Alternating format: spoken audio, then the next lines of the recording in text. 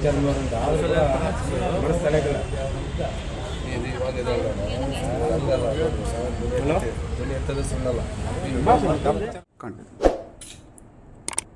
Sir. ನಮ್ಮ ಕಲ್ಯಾಣ ಕರ್ನಾಟಕ ಕಾರ್ಮಿಕರ ಸಂಘಟನೆಗಳ ವತಿಯಿಂದ ನಮ್ಮ ಬಳ್ಳಾರಿ ಜಿಲ್ಲಾಧಿಕಾರಿಗಳ ಮುಖಾಂತರ ಮಾನ್ಯ ಸಮಾಜ ಕಲ್ಯಾಣ ಸಚಿವರಿಗೆ ಮತ್ತು ಕಾರ್ಮಿಕ ಸಚಿವರಿಗೆ ಒಂದು ಮನವಿ ಕೊಟ್ಟಿದ್ದೀವಿ. ಏನಪ್ಪಾ ಅಂದ್ರೆ ನಮ್ಮ ಕಾರ್ಮಿಕರ ಮಕ್ಕಳಿಗೆ ಶಿಕ್ಷಣದಲ್ಲಿ ಭಾರಿ ಅನಾನುಕೂಲ ಆಗ್ತಾ ಇದೆ. ಈಗ ಉದಾಹರಣೆಗೆ ಒಂದು ಪ್ರತಿಷ್ಠಿತ ಅಂತೇಳಿ ಸಮಾಜ ಕಲ್ಯಾಣ ಪರೀಕ್ಷೆ ಬರೆದರೂ ಕೂಡ ಅದು ಆಯ್ಕೆ ಪಟ್ಟಿ ವಿಳಂಬ ಆಗ್ತದೆ. ಮೊರಾರ್ಜಿ ದೇಸಾಯಿ ಶಾಲೆಯಲ್ಲಿ ಕೂಡ ಒಂದು ಎಕ್ಸಾಮ್ ಬರೆದ್ರು ಕೂಡ ಇದುವರೆಗೂ ರಿಸಲ್ಟ್ ಅನೌನ್ಸ್ ಆಗ್ತಾ ಇಲ್ಲ. ಈಗಾಗಲೇ ಶಾಲೆಗಳು ಪ್ರಾರಂಭ ಆಗಿವೆ.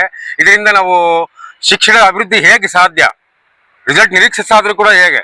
ಸರ್ಕಾರ ವಿಳಂಬ, ಅಧಿಕಾರಿಗಳು ಯಾಕೆ ವಿಳಂಬ ಮಾಡ್ತಿದಾರೋ ಅದನ್ನ ಇಮಿಡಿಯೇಟ್ ಆಗಿ ರಿಸಲ್ಟ್ ಅನೌನ್ಸ್ ಮಾಡಬೇಕು. ಹೆಚ್ಚಿನ ಮಟ್ಟಿಗೆ ಮೊರಾರ್ಜಿ ದೇಸಾಯಿ ಶಾಲೆಗಳನ್ನ ತೆಗಿಬೇಕು, ವಸತಿ ಶಾಲೆಗಳನ್ನ ತೆಗಿಬೇಕು. ವಿಶೇಷವಾಗಿ ನಮ್ಮ ಕಾರ್ಮಿಕರ ಮಕ್ಕಳೇ ಅಬಕಾರಿ ಮುಖಾಂತರ ಏನು ದಿನ ಸಾಯಂಕಾಲ ಆದ್ರೂ ಕೂಡ ನಮ್ಮ ಕಾರ್ಮಿಕರ ಮಕ್ಕಳೇ ದಿನ ಕ್ವಾರ್ಟರ್ 2 ಕ್ವಾರ್ಟರ್ ಕುಡಿದು ಟ್ಯಾಕ್ಸ್ ಜಾಸ್ತಿ ಕಟ್ತಾ ಇರೋದು.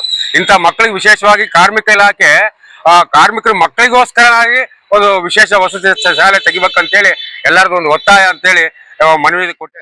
ಇಂದು ಬಳ್ಳಾರಿ ಜಿಲ್ಲೆಯ ಕಲ್ಯಾಣ ಕರ್ನಾಟಕ ಕಾರ್ಮಿಕರ ಸಂಘದ ವತಿಯಿಂದ ಮತ್ತು ಇತರ ಎಲ್ಲಾ ಸಂಘಟನೆಗಳ ಮೂಲಕ ಬಳ್ಳಾರಿ ಜಿಲ್ಲೆಯ ಪ್ರತಿಷ್ಠಿತ ಶಾಲೆಗಳಾದ ಮೊರಾರ್ಜಿ ದೇಸಾಯಿ ಪ್ರತಿಷ್ಠಿತ ಶಾಲೆ, ಅಂಬೇಡ್ಕರ್ ಮತ್ತು ವಾಜಪೇಯಿ ಇತರ ವಸತಿ ಶಾಲೆಗಳಲ್ಲಿ SC ಜನಾಂಗಕ್ಕೆ ಭಾರಿ ಅನ್ಯಾಯ ಆಗ್ತಿದೆ.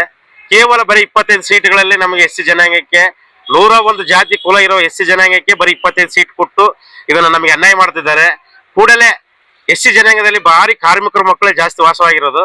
ಈ ಕಾರ್ಮಿಕರ ಮಕ್ಕಳು ದಿನ ನಿತ್ಯ ಕೆಲಸಕ್ಕಾಗಿ ಅವ್ರ ತಂದೆ ತಾಯಿಗಳು ಬೆಂಗಳೂರು ಮತ್ತು ಹೈದರಾಬಾದ್ ಸುತ್ತಮುತ್ತ ಪ್ರದೇಶಗಳು ದುಡಿಯಕ್ಕೆ ಹೋದರೆ ಅವ್ರ ಮಕ್ಕಳಿಗೆ ಕೇವಲ 25 ಸೀಟಿಗೆ ಸೀಮಿತಗೊಳಿಸಿರೋದ್ರಿಂದ SC ಜನಾಂಗದ ಮಕ್ಕಳ ಎಲ್ಲಾ ಜಾತಿ ಜನಾಂಗ SC ಯಲ್ಲಿರುವ ಉಪ ಕನ್ನಡ ಎಲ್ಲಾ ಜಾತಿಗಳ ಮಕ್ಕಳಿಗೆ ಭಾರಿ ಅನ್ಯಾಯ ಮಾಡ್ತಿದ್ದಾರೆ.